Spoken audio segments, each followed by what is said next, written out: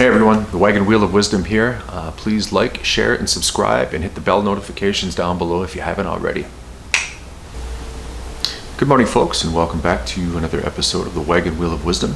I am Kevin, your host. Behind me, as usual, the beautiful wagon wheel, and hopefully a little wisdom up here.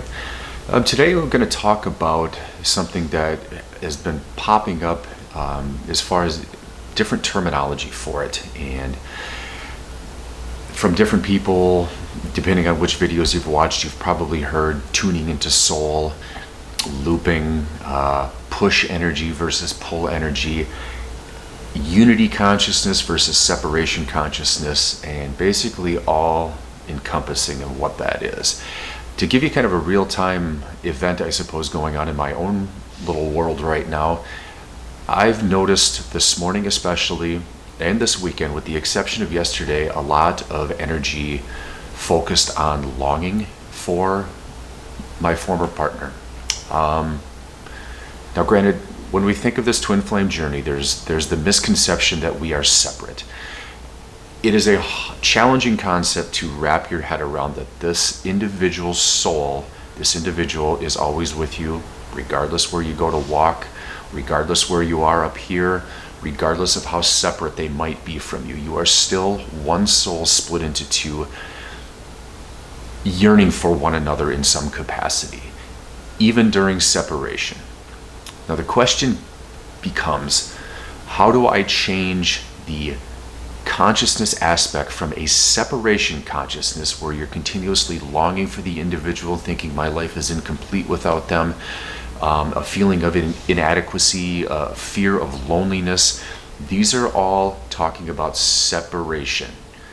Unity consciousness is when it can be the entire twin flame community for that matter, because we're all sort of saying the same thing regardless of what sort of videos are out there or information.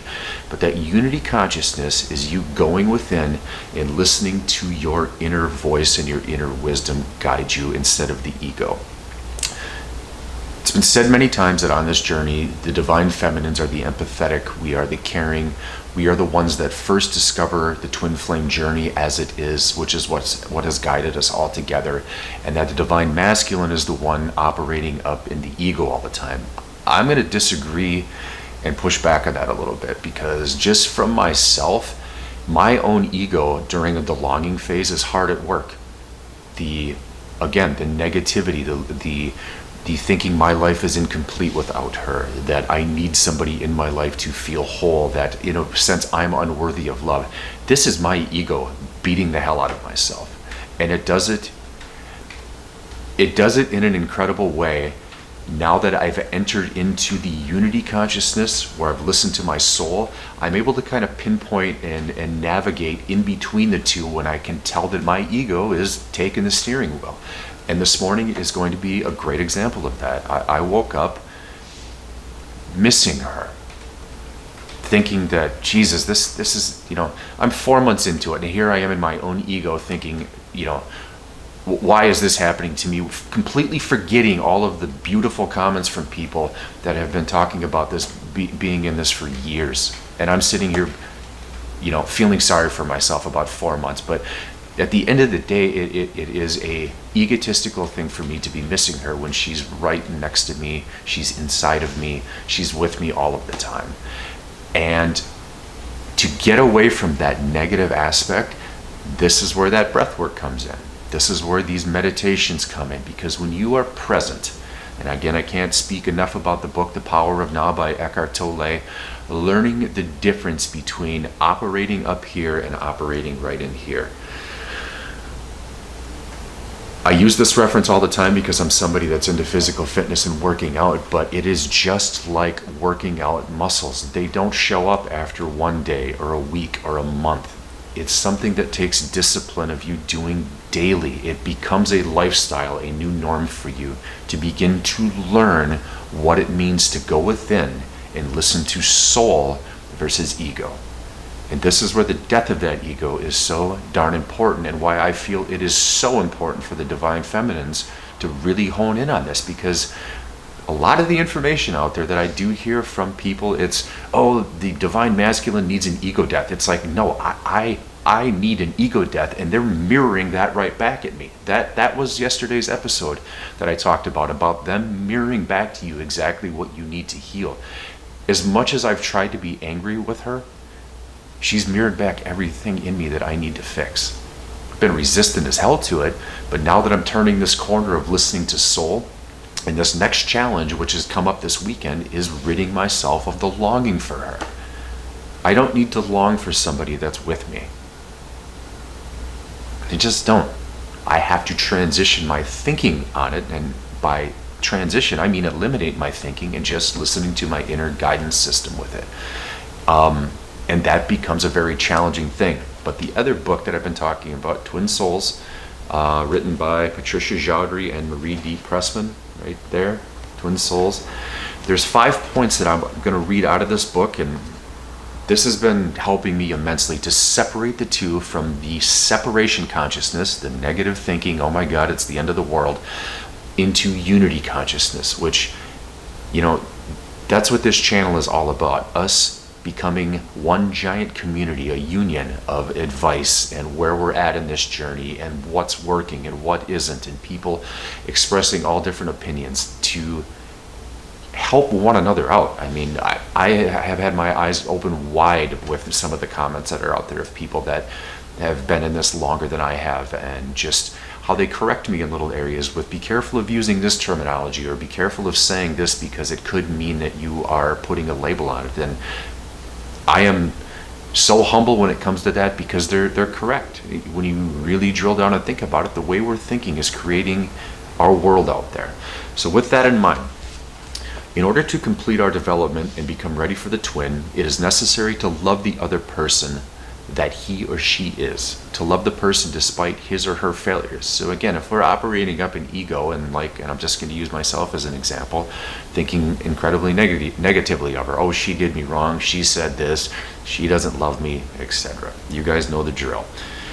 This we can do if we train our minds to sustain with patience and tolerance, managing the bad times that assault us. Case in point, this weekend, tolerate the emotions of anger, anxiety, hurt, and disappointment, while at the same time keeping a good sense, self-control, and logic.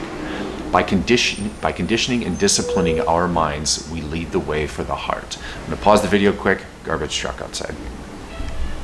And we're back. All right, point number 2. We can work to develop empathy, which comes from identifying with the other person, becoming the other person until we can feel and understand what the other is feeling. There's a fine line with that one, I think. We're not trying to dig down into what do they feel about me, more so developing the empathy of where were they maybe coming from when they were saying things to me that I have felt insulted by, or if it was degrading, what kind of mirror are they holding up to me and why? That's the cultivating fact of empathy. It's not to sit there and, ooh, what are they thinking at this moment in time? That's not what empathy is. That's actually sneaky energy that, again, is separation consciousness, hard at work there. Number 3, we can strive for clear communication, trying our best to understand the other and avoiding the implications of criticism. That's a pretty obvious one. 4 is a little bit longer. We can control our aggressive needs. Aggression is a basic instinct. It is a biological energy. It is expressed as rage in a small child who is frustrated. In the course of maturation, controlling mechanisms develop so that aggression can be contained and gradually converted into positive uses. So I see that as something I talk about with my son's football team. Football is about harnessing those emotions, and since football plays last on average between 3 and 5 seconds long, it's about harnessing those emotions in the moment to create the best possible outcome for every play. So in other words, making a mistake on the play before, coming back on the next play in complete recovery mode with a short memory and dominating on the next play. I really believe that that's what that is talking about. These uses are expressed as energy, persistence, courage, and protectiveness. How can we achieve this? First, by wanting to control the self, then by acknowledging and containing our anger. We can then apply the energy of anger in useful ways, defending our truth. It's a mental exercise, you guys, of continuously doing that. So when we contain our anger, fear, and sadness by using them as a signal, we are then ready for the twin. There is a readiness to be patient and to control emotions so that they become benign and useful. Here is where I think, and especially for me, this is going to become vitally important. I saw my ex on a dating website months back, okay? It really affected me. How can she jump around, 4 months ago into another relationship? Here's the point. It isn't of any concern of mine at this point. What is a concern of mine is, let's hypothetically say contact has been reinitiated, I'm blocked, and she reaches out to me. Now, obviously, I don't want to enter into a relationship with somebody who is just going to use me in the moment and discard me again because she wants to go out and date other people. You do exercise the ability of discernment and judgment on this. You still get to judge from a place in here, and you can use your inner guidance system this time instead of the ego and emotion of criticizing them for dating, etc., etc. Listen to what they have to say. Let it kind of ruminate in your head for a while. Remember, we got to keep the foot off the gas on this one. This is a game of attrition, a game of patience. And just listen to what they say. Take it in. Listen to your soul guidance, because you'll be able to, at this moment in time, I think, sense energy better than you ever were before. And again, that is part of the unity consciousness. You, as an empath, probably have sensed energy, throughout the course of your life in some capacity, where you'll be able to pick up on it if they're kind of being sneaky or sleazy. And guess what? You have the power then at that moment in time to just say, hey, I'm good. They kind of you get to push them away. Just kind of how this works a little bit. But again, all of your judgment, Divine Feminines, all on your judgment. And the last point I want to bring up is this. We control our sexual energy. And you've heard me talk about celibacy, not dating, etc. Big point here. We can control our sexual energy. Sex is a biological energy. It is contained in the cells and alive throughout life, even to the portal of death. It is the substrate of love. When poorly controlled, sexual energy cries for immediate release. I'm going to say that again. When poorly controlled, sexual energy cries for immediate release. Thinking we're going to get some satisfaction out of hooking up or maybe masturbating. But are we? Does it feel good in the moment and then you're kind of back to the same mindset after? Again, just things to kind of dive into. There is no right or wrong here, you guys. This is your life. You do you. I will always say that. This is most keenly felt in adolescence when the hormonal urges are particularly strong and compelling. As the personality matures and sexual drive becomes melded with love, sexual energy is directed toward one person and combined with tenderness, protectiveness, receptiveness, and care. At this point, the partner's sexual pleasure is at least as important, perhaps more important, than one's own. All of this is led by a desire in the mind to make it so. Now, what does that kind of mean? Well, to me, many people that have responded on the celibacy video that I talk about have expressed the duration and how long they have been. One could look at it and say, well, I'm saving myself for them. I don't know if that's necessarily the right way to look at it. I think you're just saving yourself because you respect yourself a hell of a lot more than maybe you ever did before in years past. I think that's really what it's about, that nobody is going to come into your energy unless you freaking say so. That is power. That is change. That is positivity. That you do have the ability to exercise maybe self-control in areas that you never thought before. And I'm not just speaking about sexual desires or anything like that, but that is a powerful one. Let's be real here. I used to be somebody that really relied on that connection. But at the same time, the irony is you're very disconnected from your true self. So it is of my belief, and I speak on this often, that with celibacy, you are rediscovering what is so meaningful to you and looking at it from just a completely higher perspective than you ever did in years past. It's kind of beautiful in a way, to not just think somebody can come in and touch your energy, touch your space. I do understand the aspect of, maybe visualizing your ex-twin and things like that, because again, and I'll say this a million times, the energy with them is unmatched. Nothing in my life has ever come close to it, ever. I can only imagine though, because that was partially ego-based, I can only imagine how beautiful it's going to be when both of us are in that unity consciousness. I of course have to hold on to two things here. Number one is hope that we reunite. Of course I do. Of course I do.